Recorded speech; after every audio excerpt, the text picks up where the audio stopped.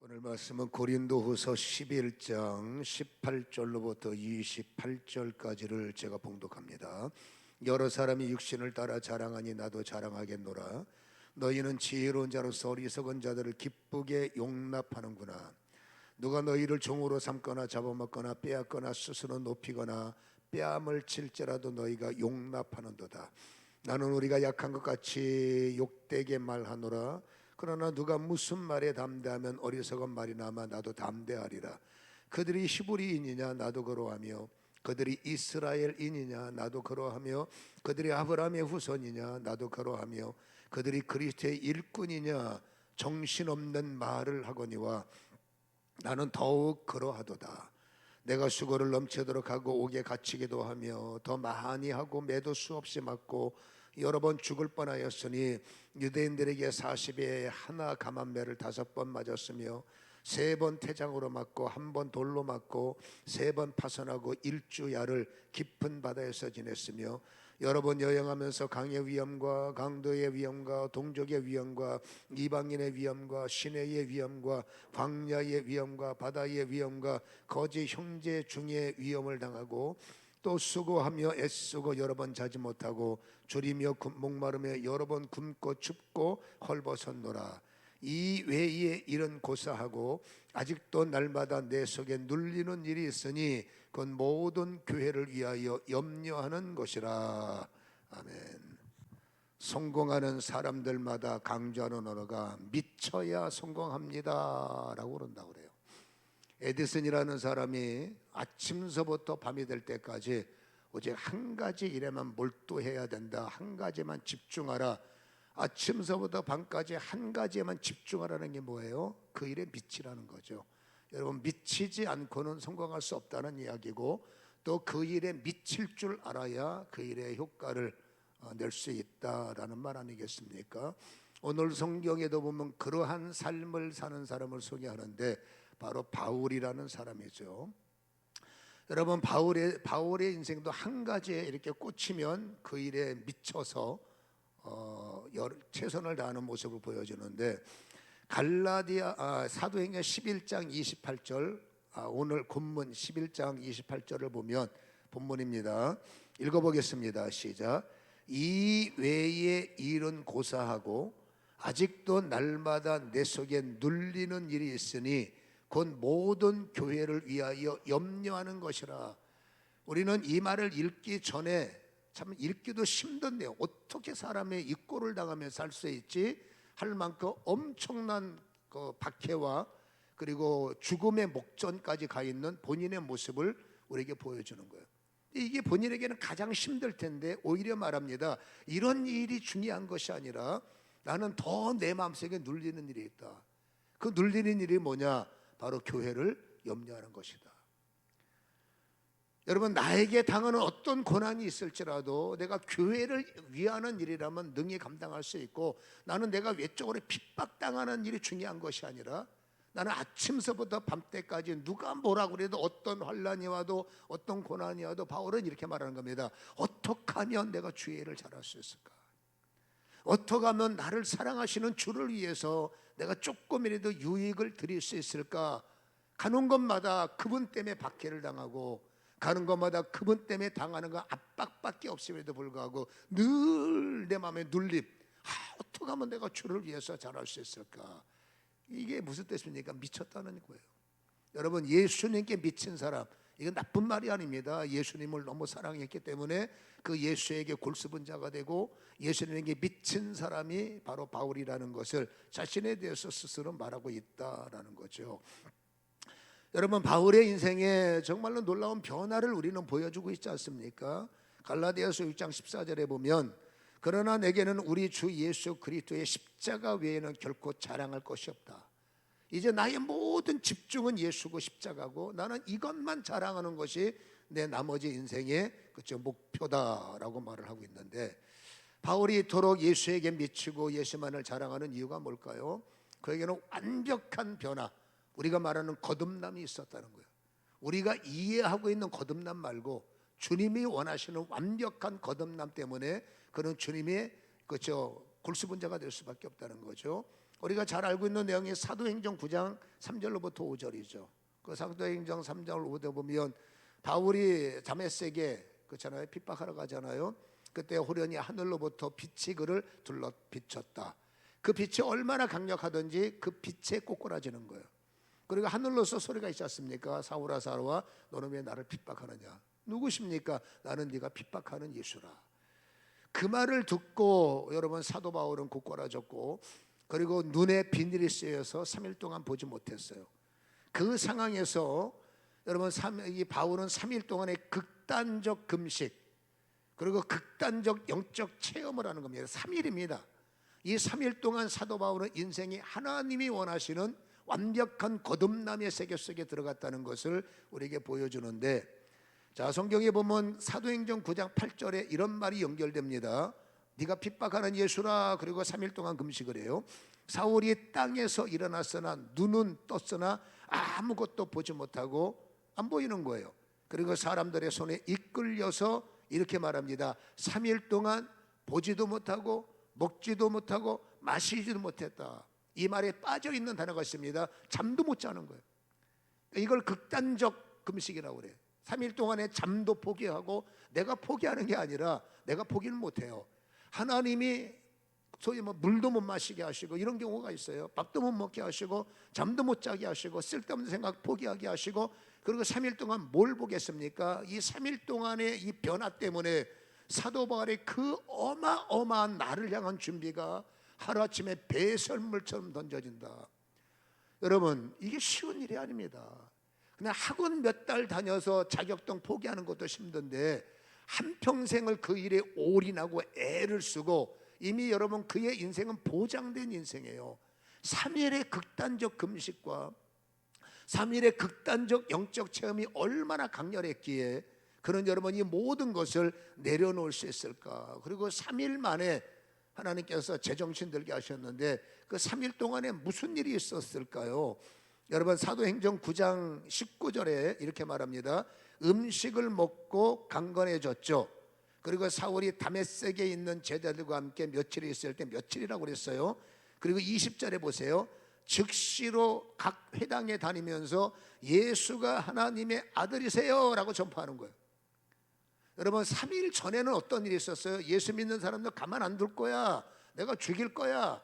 이게 바울의 모습인데 3일의 금식을 통해서 완전히 인생이 뒤집어졌습니다. 예수는 하나님의 아들이십니다 이렇게 전파했고, 22절에 함께 읽어보겠습니다. 시작. 사울은 힘을 더 얻어 예수를 그리스도라 등언하여 다메섹에 사는 유대인들을 당혹하게 했다라고 말해요. 다메섹의 유대인들, 예수쟁이들이 아니라 다메섹의 유대인들은 바울을 신뢰하는 겁니다. 잘할 거야, 저 사람 장래가 총명한 사람이고 우리 유대의 사회 또 유대의 율법에 목숨을 거는 사람이고 똑똑한 사람이고 잘할 거야, 기대해, 예수쟁이도 가만 안 둘 거야 기대했던 그가 오히려 그들에게 뭐라고 말합니까? 아이고 예수가 하나님의 아들이세요, 예수가 그리스도세요.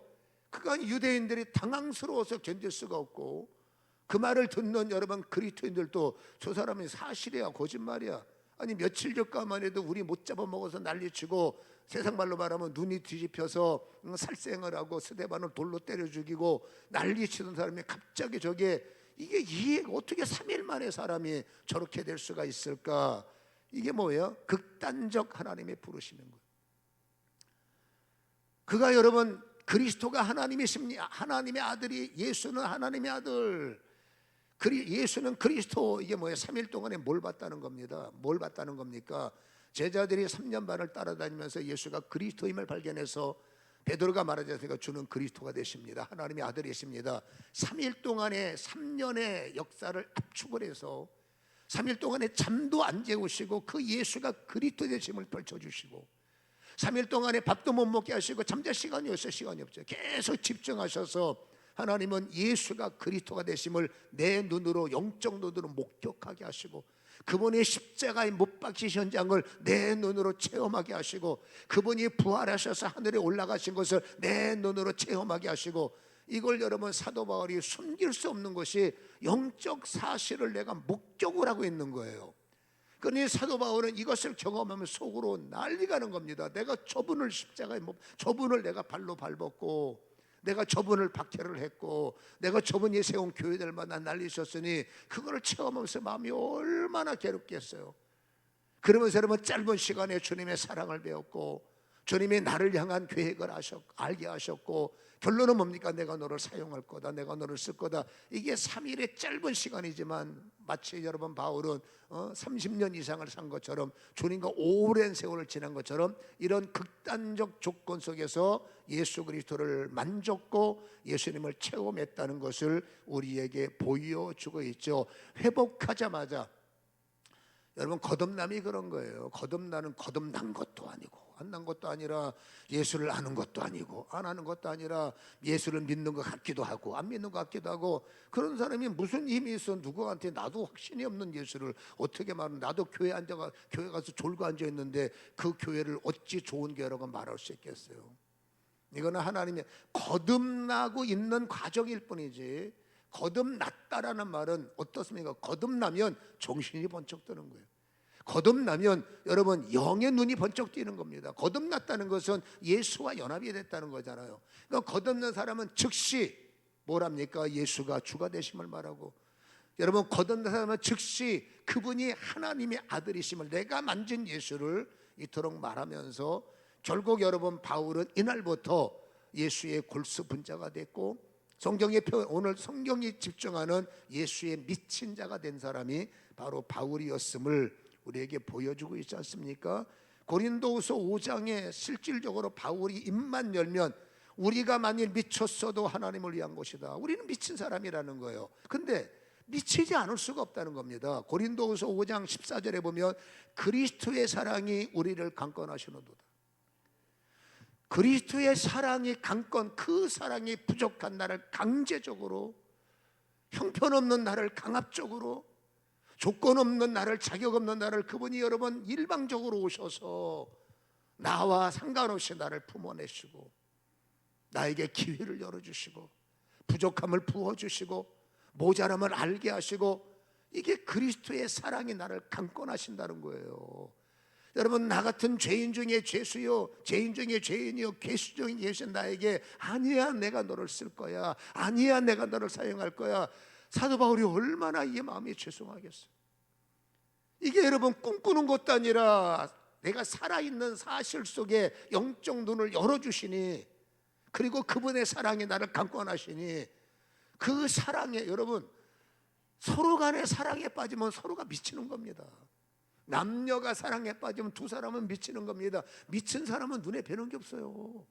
둘이 사랑에 미쳤는데 부모님이 뵈겠습니까? 둘이 사랑에 미쳤는데 다른 사람이 보이겠습니까? 그 사랑이 식어질 때까지, 언제 식어질지 모르겠지만 아무튼 서로 사랑하는 사람은 서로 간에 미치는 겁니다. 바울이 예수에게 미치는 거예요. 왜? 말하잖아, 그리스도의 사랑이 나를 강권하시게 돼. 그래서 나는 오늘부터 어쩔 수 없는 겁니다. 기도할 때 사랑이 오고, 걸어갈 때 사랑을 느끼고, 살아갈 때 사랑을 주시고, 그리스도의 사랑. 그러니 강권적인 사랑이 계속 부어지기 때문에 바울은 말하고, 그 사랑 때문에 견딜 수가 없고, 그거를 성경의 표현으로 나는 주님의 사랑에 미친 자다, 이렇게 표현을 하고 있고, 여러분 주의 사랑에 미쳤고 주님이 최고가 됐으니 그 밖의 것들이 눈에 보일까요? 사랑에 빠졌으면 그게 최고지 그 밖의 것이 눈에 보이겠습니까?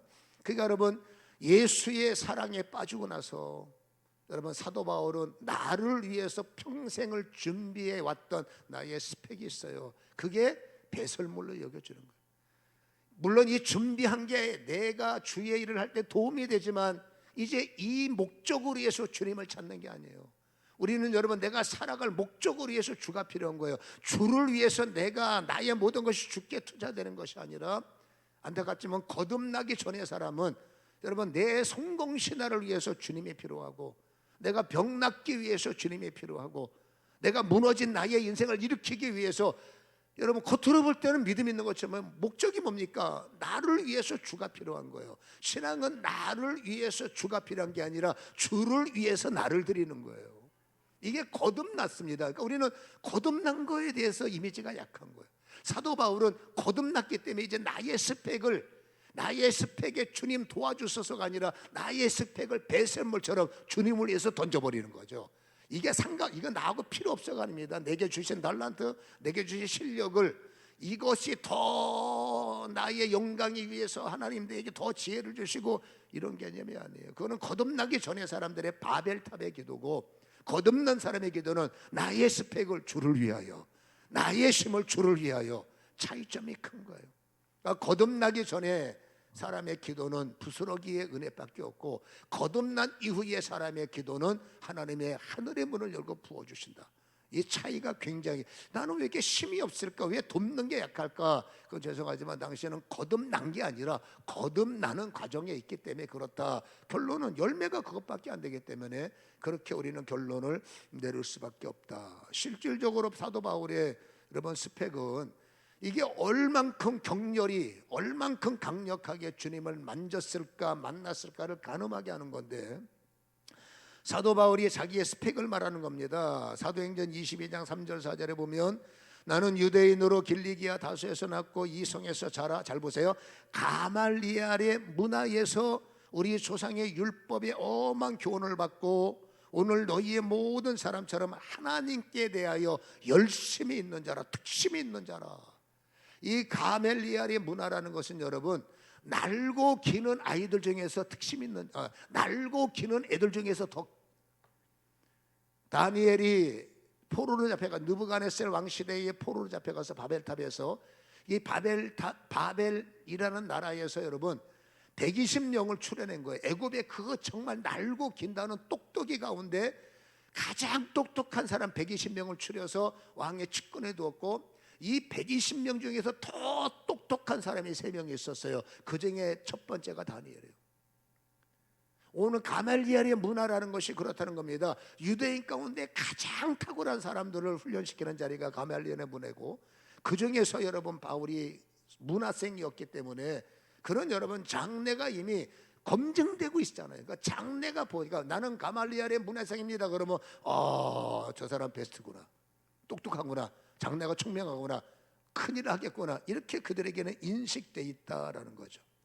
그러니까 나는 뭐야, 하나님이 나를 사랑하시는 하나님 열심히 있죠.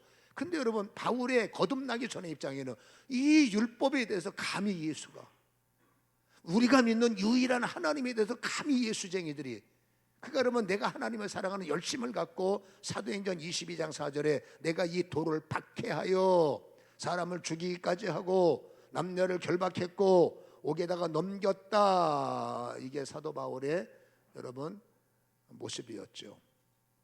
그리고 사도행전 22장 보면 28절에 천부장이 대답하되 나는 돈을 많이 들여 시민권을 얻었다. 그때 바울이 당신은 돈 들여 시민권 샀어요? 나는 날 때부터입니다. 여러분 천부장이면 지역에서 강력한 리더입니다. 오늘로 따지면 여러분 사단급이에요. 그때 병력에 우리하고 지금 다르지가, 한 지역의 최고의 수장인 사람이 사도 바울이 나는 로마 시민이냐 하는 말에 부들부들 떨죠. 그래서 여러분 29절에 신문하던 사람들이 그에게서 물러가고 천부장도 그가 로마 시민 죽은 줄 알고 결박한 것 때문에 두려워한다. 돈 주고 산 사람은 나는 사는 건드리면 큰일 나는 거예요. 이건 뭘 말합니까? 사도 바울의 스펙을 말합니다. 내가 이렇게 인생에 보장됐던 사람이고, 빌립보 3장 5절 6절에 보면 8일 만에 할례 받고 이스라엘 족속이여 베냐민의 지파여 히브리인 중에 히브리인, 율법으로는 바리새인, 열심으로 교회 밖에 율법은 흠이 없는 완벽한 자. 그가 8절에 뭐라고 말합니까? 또한 모든 것을 해로 여김은 내가 주 예수 그리스도를 아는 지식이 가장 고생하기 때문이다. 내가 그분을 위하여 모든 것을 잃어버리고 배설물로 여김은 그리스도를 얻고 그리스도가 나의 주로 거듭나고 보니 내가 가지고 있는 스펙은 배설물밖에 없더라. 배설물밖에 안 되더라. 이게 거듭난 사람들의 모습임을 우리에게 보여주고 있죠. 거듭나고 있기 때문에 여전히 나는 내가 더 중요하고, 그렇죠? 하나님이 필요한 일을 뭐라고요? 나 때문에, 내가 잘 돼야 되기 때문에 나를 위하여, 우리 자식이 잘 돼야 되기 때문에 하나님이 필요합니다. 겉으로 볼 땐 맞지만 거듭나고 있는, 진짜 거듭난 사람 뭡니까? 하나님이 나의 스펙보다, 이제 나의 모든 것이 주를 위해서 쓰임 받기를 원합니다. 이게 거듭난 사람의 모습임을 바울이 변증하고 있지 않습니까? 이러한 모습을 볼 때 여러분, 바울하고 친했던, 거듭나기 전에 바울하고 친했던 사람들이 바울을 향해서 뭐라고 말할까? 저 인간 미쳤다. 이건 나쁜 말이에요. 아니, 저렇게 장래가 총명한 사람이 어느 날 갑자기 횟가닥 미쳐갖고 예수를 말하고 있고, 뻑하면 금식기도 하고 앉아있고 예수를 자랑하고, 그러니까 바울의 측근, 바울하고 친했던 사람들은 저 사람 진짜 돌았다, 돌지 않고 어떻게 저럴 수가 있느냐, 그렇죠? 근데 여러분, 주의 일은 돌지 않고는 할 수 없어요. 성경이 표현한 이로 이 당시의 주의 일은 미치지 않고는 감당할 수 없는 것이, 제정신 갖고 그 다음 절을 어떻게 이겨낼 수 있겠습니까? 23절에 그들이 그리스도 일꾼이냐 정신없는 말을 하거니와 나는 더 그러하도다. 그러면 아까 이거잖아요. 내가 수고, 늘 하루 종일 주를 위해서 수고, 뻑하면 옥에 갇히고 더 많이 맞고 수없이 맞고 여러 번 죽을 뻔하고, 유대인들에게 40에 하나 감염 말을 5번을 맞았다는 거예요. 여러분, 유대인들은 매질을 할 때 율법적 정해진 게 있습니다. 한 사람한테 40대 이상 때리면 안 돼요.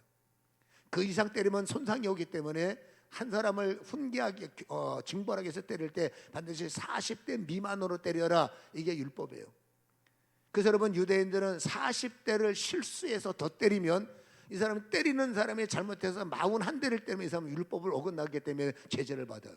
그러니까 아예 법으로 40대가 율법의 맥심이라면 39대만 때려라, 그래야 착각하지 않는다. 그래서 여러분, 유대인들은 39대를 때리는데 그거를 몇 번 맞았다고요? 5번 맞았다는 거예요. 죽지 않은 것이 다행이라는 겁니다. 그리고 태장을 3번 맞았다. 유대인들은 40에 감하는 한 대가 유대인들의 매질이고, 여러분, 태장은 몽둥이를 말합니다. 몽둥이를 때렸다는 건데 이건 이방인들의 징벌이죠. 그리고 나는 돌로 맞았다. 여러분, 스데반은 돌 때문에 죽었어요. 그러니까 이런 게 뭡니까? 죽음의 문턱에서 나는 살아왔다라는 것. 3번 파선하고 일주일을 깊은 바다에 지냈다. 강의 위험, 강도 위험, 동족의 위험, 이방인의 위험, 광야의 위험, 바다의 위험, 거짓 형제의 위험, 날마다 수고 애쓰고 자지도 못하고 줄이고 목마르고 굶주리고 춥고 헐벗고 어떻게 감당합니까? 우리는 조금만 불이익이 와도 여러분 괴로워서 못 견뎌서 난리를 치는데, 제정신 갖고는 이 꼴을 당하지 못하는 거예요. 그러니까 사도 바울이 말합니다. 미치지 않고는 이 일을 할 수 없다. 미쳤다고 그러면 미치지 않고는 이 일을 감당할 수가 없습니다. 그렇죠? 그리고 본인 스스로가 말합니다. 나는 미친 사람입니다. 오늘 11장 23절에 보면 그들이 그리스도의 일꾼이냐 정신없는 말을 하거니와 나는 더욱 그러하다. 여러분, 이 내용을 우리는 다시 한번 분석할 필요가 있습니다. 정신없는 말이라는 말은 여러분 원문을 보면 파라프로논이라고 되어 있어요. 이것은 여러분 1인칭 단수로 되어 있어요. 다시 말해서 저 사람들의 말이 정신없는, 당신들 정신없는 말을 하지마, 그게 뜻이 아니라 원문은 1인칭 단수는 뭡니까? 나를 지칭하는 거예요. 지금 내가 하는 말을, 그렇죠, 내가 하는 말이 정신없는 말, 원문을 보면 소위 말해서 이 파라프로논이라는 단어가 얼빠졌다, 미친이란 뜻입니다. 다시 말해서 내 말이 당신들의 귀에 미친 소리로 들리겠지만 그런 뜻이죠. 그래서 공동 번역은 그대로 번역해서 정신없는 말이 아니라 미친 말로 들리겠지만 이라고 번역된 게 공동 번역이에요. 내가 지금 내게 정해진 상황, 내가 이렇게 살았습니다. 주님 때문에 이런 꼴을 당했습니다. 주님 때문에 다 뺏겼습니다. 죽다 살았습니다. 남들이 볼 때는 여러분 그게 당신 미쳤냐라고 하는 말입니다. 내가 봐도 내가 미치지 않고는, 제정신 갖고는 매맞지 못하고, 제정신 갖고는 굶지 못하고, 제정신 갖고는, 그러니까 영적으로 뭡니까? 나는 영으로 미친 사람일 수밖에 없다. 그게 뭐라고요? 그리스도의 강건한 사랑 때문에 그렇다라고 말하는 거죠. 또 사도 바울의 기질이라는 게 있어요. 제가 아까 읽어드린 말 속에 여러분 그런 뭡니까? 열심히 특심 있는 사람. 그러니까 사도 바울은 여러분 적당이라는 단어가 어울리지 않는 사람이에요. 적당히 하고, 그렇죠, 대충 하고, 쉬엄쉬엄 그냥 눈치 봐가면서, 그렇잖아요. 사도 바울은 그런 사람이 아니라 보든지 말든지예요. 기질 자체가 적당히 하고, 이건 용납이 안 됩니다. 뭐 하나 맡기면 목숨 걸고 하고, 뭘 하나 여러분 하려고 그러면 물불을 가리지 않고 전후좌우 사람 눈치 보고 정 봐가면서, 큰일 나는 사람이 사람 정 보고 인맥 따져주고 이런 거 저런 거 다 이거 가리고 저거 가리고 그러면 여러분 그러면 큰일은 못해요. 근데 사도 바울이 일을 보세요. 하나님의 자기가 옳다고 일하는 일에 여러분 전후좌우가 없잖아요. 인정사정이 없잖아요. 물불을 가리지 않습니까? 이게 그분의 기질이라는 거예요. 여러분 이 기질에, 열심히 있는 기질에 주님께서는 그의 과거를 빼내시고 열심히 있는 기질에 그리스도를 집어넣은 거예요. 쉽게 말하면 여러분 무당일 하던 사람의 그 잘못된 영성을 빼버리시고 그 기질에 예수를 집어넣으면 어떻게 될까요? 여러분 유교에 미친 사람, 그 제사에 미친 사람에게 제사의 영을 빼버리고 그 안에 예수의 영을 집어넣으면 어떻게 될까요? 늘 여러분 소위 말해서 그냥 쉽게 대충 적당 그 그릇에 예수를 집어넣으면 어떻게 될까요? 여러분 그래서 기질과 내가 무엇인가를 하고자 하는 중심축이 중요한 겁니다. 큰 일을 하는 사람, 위대한 일을 하는 사람, 강력한 일을 하는 사람, 그게 어떤 일이 됐든지 적당히 하지 않습니다. 무슨 일을 하든지 최선을 다하고 물불을 가리지 않고 눈치 보지 않고 주어진 일에 애를 써서 남들이 뭐라고 말하든지 그 일에 결실을 내는 사람, 그 잠깐 말했죠. 성공자의 말은 미쳐야 성공합니다 라는 말이 맞다는 거예요.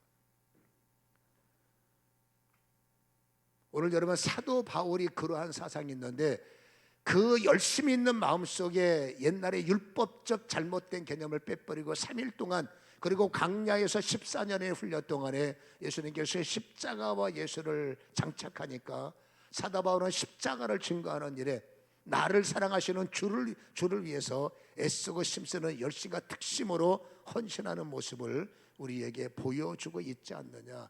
누가 부흥의 사람이 되고 누가 축복의 사람이 되느냐, 이유를 막론하고 여러분, 그렇죠? 그 일에 어떤 일이 맡겨지는 일에 열과 성을 다하는 사람, 힘을 다하는 사람을 하나님은 그릇으로 사용하신다라는 것을 우리에게 말씀하고 있어요. 어찌 보면 사도 바울은 이때를 위해서 예배된 사람, 주님이 쓰시는 사람은 그러시죠. 또 하나 예가 있습니다. 바로 아리마대비라는 사람이에요. 이 아리마대비라는 사람은 그때를 위해서 준비된 일꾼이라는 거예요. 우리는 아리마대비라는 이름을 어렴풋이 기억하지 않습니까? 여러분 그가 예수님이 돌아가신 후에 예수님을 위해서 장신의 무덤을 제공한 사람인데, 이게 상황적으로 보시면 녹록한 일이 아니에요. 여러분 아리마대 요셉을 우리가 성경적으로 살펴보면 마태복음 27장 57절에 보면 저물었을 때에 아리마대 부자 요셉이라는 사람이 왔으니 그도 예수의 제자라. 아리마대 요셉은 예수의 제자예요. 그가 마가복음 15장 43절에서 아리마대 사람 요셉이 와서 당돌이 빌라도에게 들어가 예수의 시체를 달라 하니, 이 사람은 존경받는 공회원이요 하나님의 나라를 기다리는 예수의 제자라. 말이 연결되잖아요. 그러나 여러분 보세요.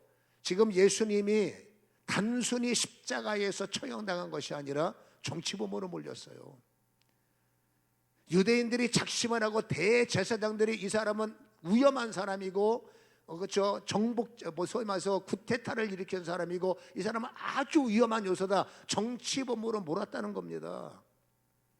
예수님의 제자들이 왜 도망가시지 않습니까? 제자들이 아는 겁니다. 예수님이 정치범으로 몰린 거예요. 그러면 옆에 같이 있다는 공범으로 큰일 나는 겁니다. 예수님의 제자들이 그 좋아했던 예수님을 버리고 도망갈 수밖에 없는 게 그 빌라도의 법정에 잘못 걸리면 큰일 나기 때문에 도망치는 게 우선이었죠. 근데 지금 여러분 이 아리마대 요셉이 제사장한테 가서 시체 나달라는 게 아니에요. 빌라도한테 가서 뭐라고 말합니까? 예수님의 시체를 주세요. 그것도 당돌이라고 말합니다. 당돌하지 않으면 거짓 못합니다. 만약에 아리마대 요셉이 자기의 아내에게 주변 사람한테 나 빌라도한테 가서 예수님의 시체를 달라고 할 거야 라고 말했다면 옆 사람들이 당신 미쳤어 라고 말합니다. 당신 큰일 날 테지 하지 마.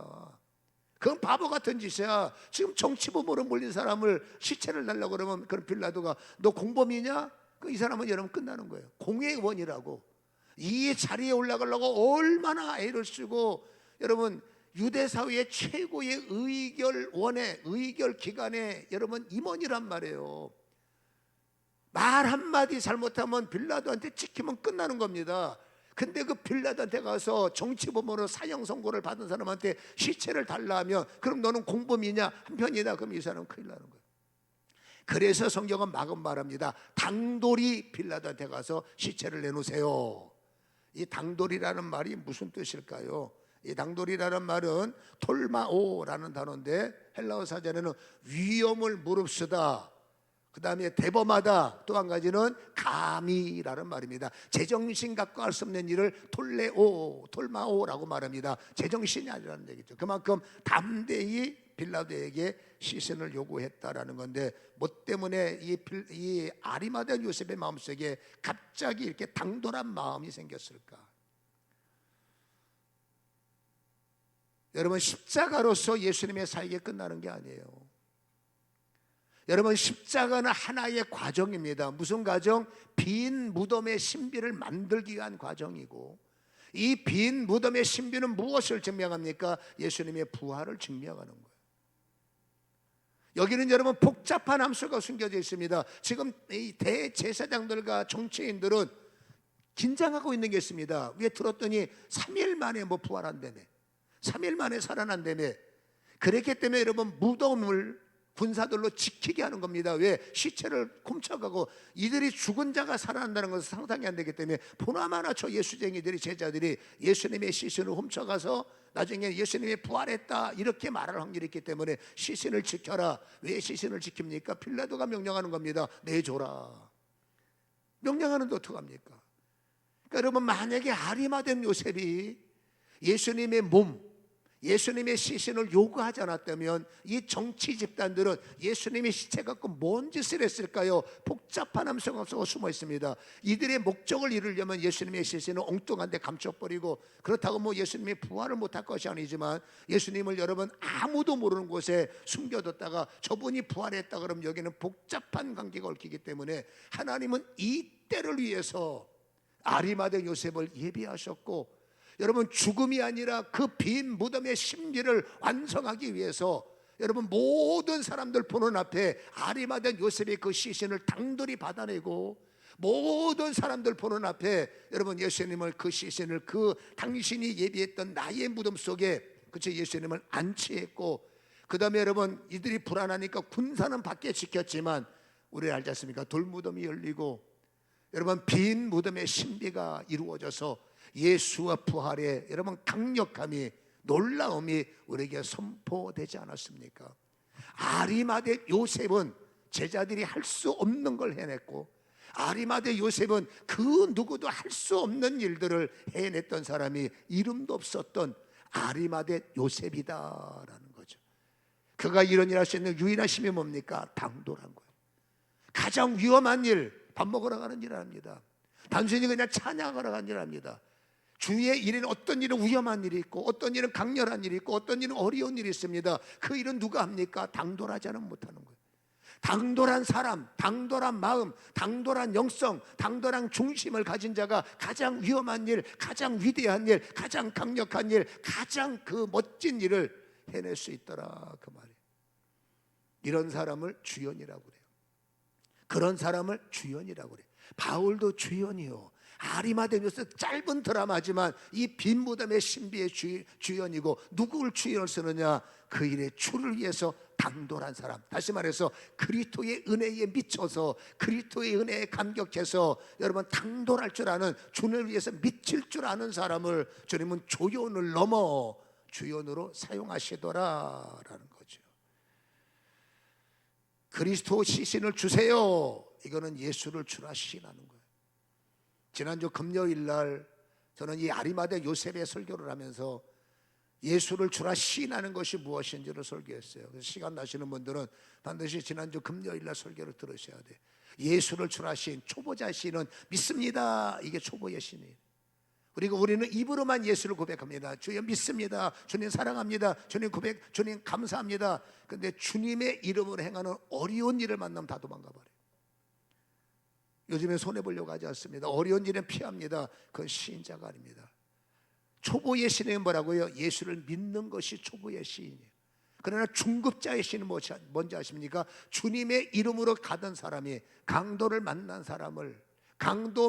사람을 만났을 때, 어려운 사람의 호소를 받았을 때, 고통당하는 사람의 위기를 만났을 때 예수 이름을 가진 사람들, 예수의 시인은 그들을 돕는 거요, 그들과 함께하는 거요, 그들과 연합하는 것이 예수를 시인하는 거예요. 제자반이 뭔지 아십니까? 아리마대 요셉은 제자라 그랬죠. 제자반은 그 위기와 함께하는 거예요. 예수가 십자가에 못 박힐 때, 예수님이 어려움을 당하실 때, 예수님의 빈부담의 신비를 위해서 누군가 그 일을 해야 할 때 당돌한 사람만이 그 일을 해낼 수 있기 때문에, 당돌함, 예수의 시체를 주세요, 이 하나님의 복음을 연결하는 그 자가 여러분 삶으로 예수를 주라 시인하는 자요. 예수를 주라 시인할 때 마음의 의로움이 나타나고, 너희가 마음으로 믿어 의에 이르고 의인의 기도는 역사하는 힘이 있는 거예요. 당돌하게, 주를 위해서 당돌하고 미친 사람들의 은혜가 뭐냐? 의인의 기도에는 역사하는 힘이 있더라. 당돌치 못하기 때문에 하나님 내 기도를 들으소서, 그 나를 위한 기도거든요. 주를 위해서 쓰임받는 그릇을 가진 자가 예수를 담아서 어디를 가든지 당돌한 기도를 할 때 하나님은 의인의 기도로 역사하는 힘을 허락하시는 거죠. 여러분, 당돌한 자만이 큰일을 할 수 있고, 주를 향해서 당돌할 줄 알아야 놀라운 일의 주인공이 되더라. 그래서 사도 바울이 말합니다. 나는 주 때문에 미친 사람, 나만큼 미친 사람이 있겠어요? 라는 것이 23절이죠. 한 번만 더 읽을게요. 본문의 11장 23절. 그리들이 그리스도의 일꾼이냐? 정신없는 말을 하거니와 나는 더욱더 그러하다. 이 말을 다시 원문으로 해석하면 뭡니까? 내 말이 미쳤다고 들려도 상관없다. 나 미친 사람 맞습니다. 그렇죠? 나는 주를 위해서 미친 사람입니다. 사도행전 26장 24절에 바울이 로마로 압송되기 전에 아그리빠 왕과, 그렇지 않습니까? 베스도 앞에 서게 됩니다. 베스도와 아그리빠 왕이 바울의 말을 듣습니다. 그때 베스도가 23절에 24절에 이렇게 선포합니다. 바울아, 너는 미쳤다. 바울이 말합니다. 예, 나 미친 사람입니다. 어디를 가든지 바울의 말을 들으면 저 인간 미쳤구나, 정상적이 아니구나. 그렇잖아요? 예수의 복음을, 예수의 영권을, 예수의 생명을 세상에 던질 때 그것을 받아내는 사람이 있지만, 수많은 사람들이 저 인간 미쳤다라고 말하는 것은 무엇을 말합니까? 주를 향한 열심이 내 안에 있다는 거예요. 그렇다면 어디를 가든지 너 예수에 미친 사람이야, 당신 예수 때문에 미쳤어, 이 말은 예수님 앞에서는, 그렇죠, 이제는 엑스트라의 자리에서 조연의 자리요, 조연의 자리에서 주연의 자리로 하나님이 쓰시는 그릇으로 옮겨졌다는 것, 당신은 미친 라를 말을 들었다는 것은 나는 여러분 주님 나라의 일꾼으로 택함을 받았다는 것을 주님께서 단정하는 말씀이다 라는 것이죠. 예수를 믿고 살아가는 우리들에게 여러분, 나를 만나는 모든 사람이 당신 교회 다녔습니까? 라고 말을 듣는다면 괴로운 일이에요. 저 인간 예수장이고 저거 예수에 미친 사람이라는 말을 들었다면 주님 앞에서는 여러분 주연으로 택함을 받은 그릇이라는 것을 우리에게 보여주는 거 아니겠습니까? 사도 바울이 말합니다. 맞습니다. 나는 주를 위해서 미쳤고 주의 일만큼은 미치지 않고는 감당이 안 됩니다 라는 이 고백을 우리는 받아내서, 우리 여러분 주님 때문에 그리스도의 사랑 안에서 나도 주를 위해서 미친 사람이라는 이 고백이 스스로 일어나는 은혜가 일어나기를 주님의 이름으로 간절히 축원합니다. 기도하겠습니다. 살아도 주를 위해 살게 하시고 죽어도 주를 위해 살게 하시고, 그리스도의 사랑, 나를 향한 그 강력한 사랑을 우리가 어떻게 표현할 수 있습니까? 아버지 하며 마지막 어디를 가든지 정말 주를 위해서 미치길 원하고, 나를 용서하시고 천국문 여시고 나의 인생을 끝까지 책임져 주시고 이끄실 주님의 그 강권적인 사랑을 아는 순간에 우리가 어찌 주님 앞에 아버지 내 몸 살리는 자가 되겠습니까? 은혜를 아는 자, 은혜를 받은 자, 구원의 확신을 가진 자는 아버지 하며 주님 앞 주님의 이름을 위하여 당돌할 수가 있기에 우리에게 아버지 주님을 체험하며 아버지 극단적 금신과 극단적 영적 체험이 바울에게 시작됐듯이 우리도 예배 가운데, 기도 가운데, 삶 가운데 나를 향하신 주님의 극단적 개입하신 극단적 주님의 만지심이 이루어지게 하셔서 그 강권적인 사랑을 깨달아 아버지 당돌한 자가 되게 하시고 아버지 주를 위해서 당돌한 은혜를 나타내는 사람으로 쓰임받도록 축복하여 주시옵소서. 하나님, 내 이름을 주님 앞에 드립니다. 내 인생을 주님 앞에 드립니다. 나의 모든 준비는 주님 앞에 배설물이 되어 쓰임받는 은혜가 되게 하여 주옵소서. 예수님의 거룩하신 이름으로 기도합니다.